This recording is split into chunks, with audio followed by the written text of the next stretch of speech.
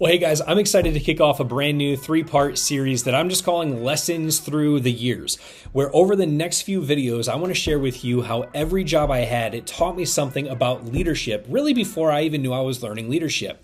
Before I ever led a team, hired a staff member, stepped onto a stage, I know God was teaching me leadership lessons through some pretty ordinary jobs. And looking back, I realized leadership, it wasn't something that I just suddenly learned. It was something I was being prepared for all along. I love how Maxwell puts it. He said, every stage of life presents lessons to be learned. And so with that, let's go ahead and begin. And the first lesson that I learned, it came when I was in catering. That's right. The lesson learned here is that people aren't as hungry as they think they are. That most people, they overestimate their immediate need and they underestimate the value of pacing. Leadership application here is that great leaders learn to manage expectations and prioritize wisely. The second lesson came around a blackjack and Texas Hold'em table. That's right, I used to be a card dealer.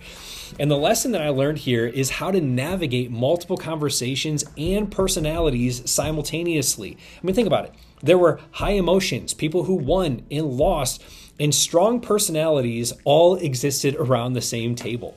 And so my leadership application here is that leadership requires reading the room because different people need different approaches, and leaders must stay calm while managing multiple dynamics at one time. And the final lesson came when I was in landscaping. And the lesson learned is that upkeep is continuous. That's right. Upkeep is continuous. Nobody notices the work required to keep something looking healthy.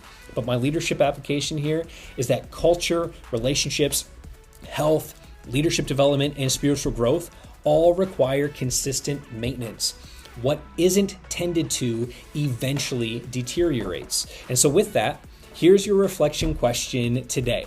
What lesson is your current assignment teaching you? And then come back and join me next week for another video where I'm going to unpack 3 more life lessons through the years.